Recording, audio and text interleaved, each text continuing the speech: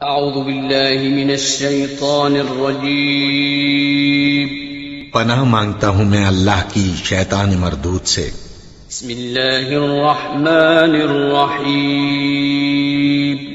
شروع اللہ کا نام لے کر جو بڑا مہربان نہایت رحم والا ہے۔ أعوذ بالله من الشيطان الرجيم. بسم الله الرحمن الرحيم. ودخل معه السجن فتيان قال أحدهما إني أراني أعصر خمرا وقال الآخر إني أراني أحمل فوق رأسي خبزا تأكل الطير منه نبئنا بتأويله إنا نراك من المحسنين. قال لا يأتيكما طعام ترزقانه إلا نبأتكما بتأويله قبل أن يأتيكما ذلكما مما علمني ربي إني تركت ملة قوم لا يؤمنون بالله وهم بالآخرة هم كافرون واتبعت ملة آبائي إبراهيم وإسحاق ويعقوب ما كان لنا أن نشرك بالله من شيء ذلك من فضل الله علينا وعلى الناس ولكن أكثر الناس لا يشكرون. ودخل معه السجن فتيان، اور داخل ہوئے آپ کے ساتھ جیل میں دو جوان. قال احدہما، کہا ان میں سے ایک نے، انی ارانی، بے شک میں خواب میں دیکھتا ہوں، عاصر خمرہ، کہ میں نچوڑ رہا ہوں شراب. وقال الاخر، اور دوسرے نے کہا، انی ارانی، بے شک میں نے خواب میں دیکھا، احمل فوق راسی خبزا، کہ میں اٹھائے ہوئے ہوں اپنے سر پہ روٹیاں، تأکل الطیر منہ، تو کھا رہے ہیں پرندے اس سے. نبئنا بتاویلہ، ہمیں بتلائیں ان کی تعبیر. انا نراک، بے شک ہم آپ کو دیکھ رہے ہیں، من المحسنین، آپ نیک لوگوں میں سے ہیں. قال، آپ نے کہا، لا یاتیکما طعام، نہیں آئے گا تمہارے پاس کھانا، ترزقانہ، جو تمہیں دیا جاتا ہے، الا مگر نبأتکما بتأویلی، میں بتلاؤں گا تمہیں ان کی تعبیر. قبل ان یاتیکما، قبل اس کے کہ تمہارے پاس وہ آئیں. ذالکما، یہ علم، مما علمنی ربی، اس میں سے ہے جو سکھایا مجھے میرے رب نے. انی ترکت ملت قوم، بے شک میں نے چھوڑ دیا، ملت قوم، ایسی قوم کے دین کو، لا یؤمنون باللہ، جو ایمان نہیں رکھتے اللہ پر، وہم بالآخرۃ ہم کافرون، اور وہ آخرت کے انکار کرنے والے ہیں. واتبعت، اور میں نے پیروی کی، ملت آبائی، اپنے باپ دادا کے دین کی، جو کہ ابراہیم اور اسحاق اور یعقوب علیہ السلام تھے. ما کان لنا، ہمیں نہیں ہے حق، ان نشرک باللہ من شیء، یہ کہ ہم شریک بنائیں اللہ کا کسی کو بھی. ذالک من فضل اللہ، یہ اللہ کے فضل سے ہے، علینا وعلی الناس، جو ہم پہ اور لوگوں پہ ہوا. ولیکن اکثر الناس لا یشکرون، اور لیکن اکثر لوگ وہ شکر ادا نہیں کرتے. حضرت یوسف علیہ السلام کو عزیز مصر نے زلیخا کے کہنے پہ اور ادھر ادھر کے حالات سے مجبور ہو کر آپ کو جیل میں ڈال دیا. آپ جیل خانے میں گئے تو آپ کو دو نوجوان اور بھی ملے جن کو آپ کے ساتھ رکھا گیا. اور وہ نوجوان یا تو یہ ہے کہ چونکہ وہ بھی اس شاہی محل کے عملے کے تھے، ایک وہ تھا جو بادشاہ کو، جو اس وقت کا بادشاہ تھا، ریان ابن ولید اس کا نام تھا، اس کو پلانے پہ پانی، مشروبات یا شراب وغیرہ جو بھی اس وقت چل رہا تھا، وہ ساقی تھا بادشاہ، پلانے کی ذمہ داری تھی اس کی، اور دوسرا باورچی تھا جس کا کام کھانا پکانا اور بادشاہ کو کھانا دینا۔ تو یہ ان کی ذمہ داریاں تھیں۔ یا تو ان کو غصے میں آ کر حضرت یوسف علیہ السلام کے ساتھ ہی ان کو بھی جیل میں ڈال دیا تھا تاکہ لوگ یہ سمجھیں کہ کوئی اور معاملہ ہے، صرف یوسف جیل میں نہیں گئے، ان کے ساتھ اور بھی عملے کے لوگ جیل میں ڈالے گئے ہیں۔ یا دوسری بات ان کو جیل میں ڈالنے کی یہ تھی کہ ان دونوں پہ الزام لگا تھا کہ انہوں نے بادشاہ کو زہر کھلانے کی کوشش کی ہے، اور ایسا تفاسیر میں ملتا ہے کہ جو بادشاہ کے مخالف لوگ تھے، اپوزیشن ہوتی ہے ہر زمانے میں، تو انہوں نے بادشاہ کو قتل کرنے کا منصوبہ بنایا، اور اس کے لیے انہوں نے پہلے ساقی کو خریدنا چاہا، اور یہ وفادار آدمی تھا، انہوں نے بہت مال کی لالچ دی۔ اس نے کہا نہیں، یہ نہیں ہو سکتا، بادشاہ میرے ساتھ بہت اچھا ہے، اس کا حسن سلوک ہے، اور پھر یہ کیسی نامعقول بات ہوگی کہ میں بادشاہ کو قتل کروں، زہر کھلاؤں، اور حکومت تمہیں ملے، مجھے کیا فائدہ ہوگا اس کو مارنے کا؟ یہ 4 پیسے یہ ختم ہو جائیں گے، اس لیے میں نہیں یہ کام کروں گا۔ تو انہوں نے باورچی کو خریدنے کی کوشش کی، وہ بک گیا، وہ لالچی آدمی تھا، اور اس نے اس کھانے میں زہر ملا دیا، اور جب کھانا بادشاہ کے سامنے گیا، اور یہ خبر رکھتا تھا ساقی جو تھا کہ کہیں بادشاہ کو باورچی کھانے میں زہر نہ دے دے، اور اس نے دیکھ لیا کہ آج کے کھانے میں اس باورچی نے زہر ملایا ہے، اور وہ چونکہ اس کی ذمہ داری تھی مشروبات پیش کرنا کھانے کے موقع پر، اس کے علاوہ اب وہ جیسے اس نے جو کچھ پینے کی چیزیں اس وقت کھانے میں شامل تھی مینیو میں، وہ بھی لے کے آیا۔ تو اس نے بادشاہ سے کہا کہ جناب ذرا کھانا احتیاط سے کھانا۔ تو بادشاہ سمجھ گیا کہ کھانے میں گڑبڑ ہے، تو اس نے دونوں کو بلا لیا، تو اس نے کہا کہ کیا مسئلہ ہے؟ تو دونوں خاموش ہیں۔ تو ساقی نے کہا کہ بادشاہ سلامت، باورچی نے کھانے میں زہر ملایا ہے۔ تو باورچی نے کہا نہیں جناب، کھانے میں زہر نہیں ہے، یہ شراب کے اندر اس ساقی نے زہر ملایا ہے۔ تو بادشاہ نے کہا اچھا میں دیکھتا ہوں۔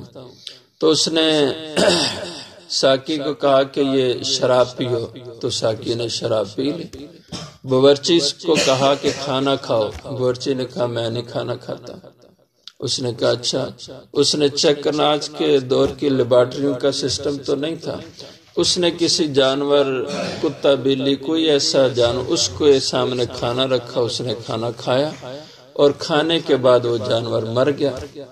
تو اب بادشاہ کو یقین ہو گیا کہ کھانے میں زہر تھا، لیکن دونوں ایک دوسرے پہ الزام دیتے ہیں۔ ساقی کہتا ہے باورچی نے زہر ملایا، باورچی کہتا ہے نہیں ساقی نے زہر ملایا۔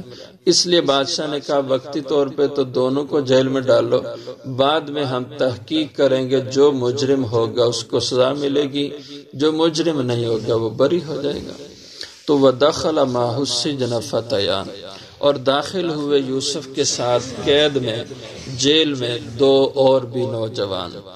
قال احدهما، اور کہا ان میں سے ایک نے، انی ارانی عاصر خمرا، یعنی جو ساقی تھا، جو پلانے والا تھا، اور اس کا نام ابوہا لکھا یا یونا، اس کا نام تاریخی روایات میں لکھا ہے۔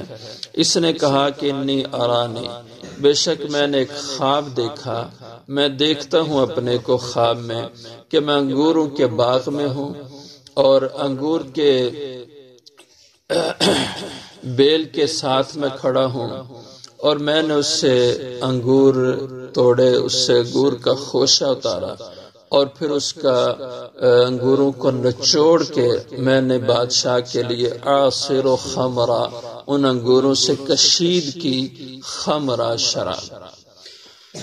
وقال الآخر، اور دوسرے نے کہا جو باورچی تھا، اور اس باورچی کا نام مخلا روایات میں لکھا ہے اور غالب بھی اس کا نام لکھا ہے۔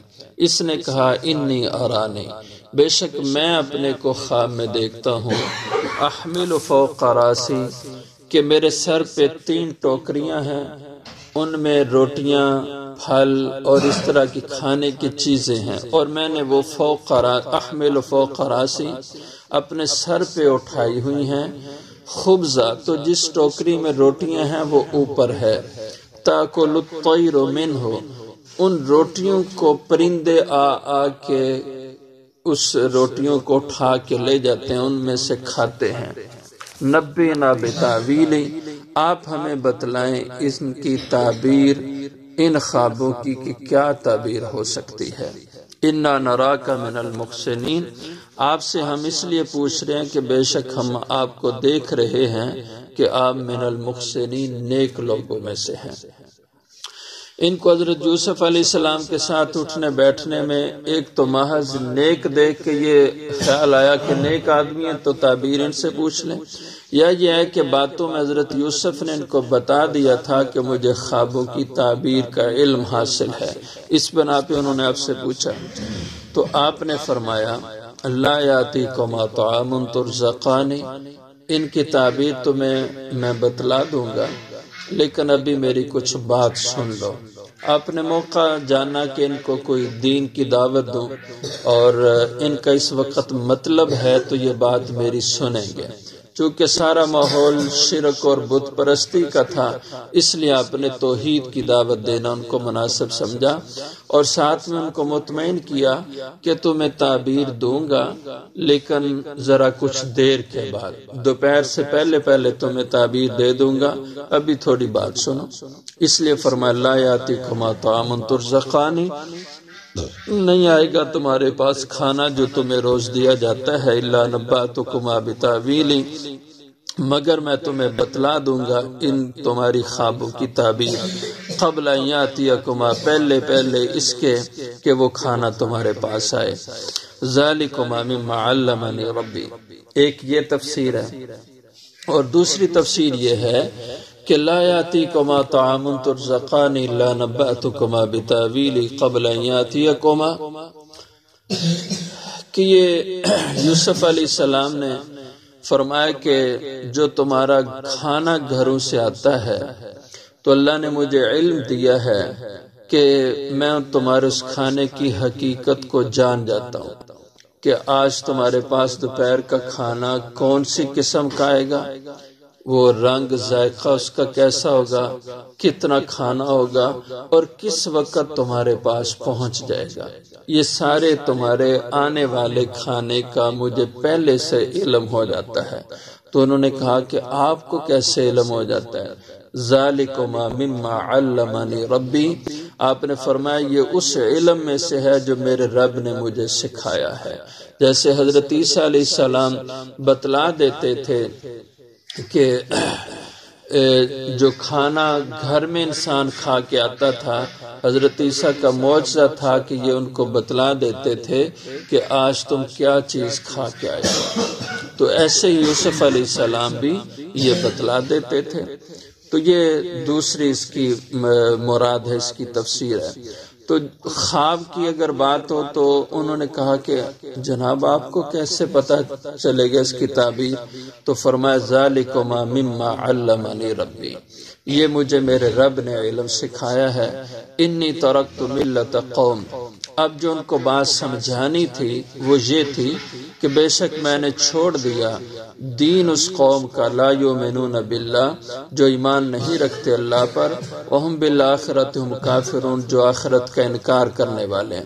یعنی اس وقت جس دین پہ تم چل رہے ہو میں نہیں اس دین پہ چلتا، مجھے یہ تمہارا طور طریقہ، دین، عقیدہ، مذہب یہ اچھا نہیں لگتا، اس لیے کہ یہ شرک والا راستہ ہے، اور یہ شرک اللہ کی ذات کو چھوڑ کر اوروں سے اپنی حاجتیں مرادیں مانگنا، اوروں کو اپنا مشکل کشا بنانا، خواہ وہ اللہ کے کتنے ہی برگزیدہ اور محبوب بندے ہوں، لیکن اللہ کی ذات کو سب کی قدرتیں ہیں، نفع نقصان سب اللہ کے ہاتھ میں ہیں، یہ تم بات کو سمجھو۔ اور یہ جو بات میں تمہیں سمجھا رہا ہوں کہ صرف اللہ کی ذات تمہارے نفع نقصان کی مالک ہے اور اللہ تمہارے خالق اور مالک ہیں، یہ دین ہے میرے باپ دادے کا۔ واتبعت ملت آبائی، اور میں نے پیروی کی اپنے باپ دادا کے دین کی، اور وہ باپ دادا کون ہیں؟ ابراہیم و اسحاق و یعقوب، حضرت ابراہیم اور حضرت اسحاق اور حضرت یعقوب علیہ السلام ہیں۔ ان کے طریقے اور عقیدے پہ میں چلتا ہوں اور یہ اللہ کو پسند ہے۔ ما کان لنا ان نشرک باللہ من شیء، اور فرمایا حقیقت یہ ہے کہ ہم لوگوں کو کوئی حق نہیں پہنچتا کہ ہم اللہ کی ذات کے ساتھ کسی کو شریک بنائیں۔ ان نشرک باللہ من شیء، کہ یہ کہ ہم شریک ٹھہرائیں اللہ کا کسی بھی چیز کو، کوئی بھی ہو اللہ کا شریک نہیں بن سکتا، خدا کی صفات کا وہ حصے دار نہیں بن سکتا۔ ذالک من فضل اللہ علینا، یہ محض اللہ کے فضل سے ہے، علینا جو ہم پہ بھی ہوا، وعلی الناس اور لوگوں پہ بھی ہوا، کہ اللہ نے ہدایت کا راستہ لوگوں کو دے دیا۔ ولیکن اکثر الناس لا یشکرون، اور لیکن اکثریت لوگوں کی وہ رب کے اس فضل و احسان کا شکر ادا نہیں کرتے کہ اللہ نے ان کو انسان بنایا اور راہ راست اور ہدایت پر چلایا۔ یہ اللہ کا بہت بڑا فضل ہے۔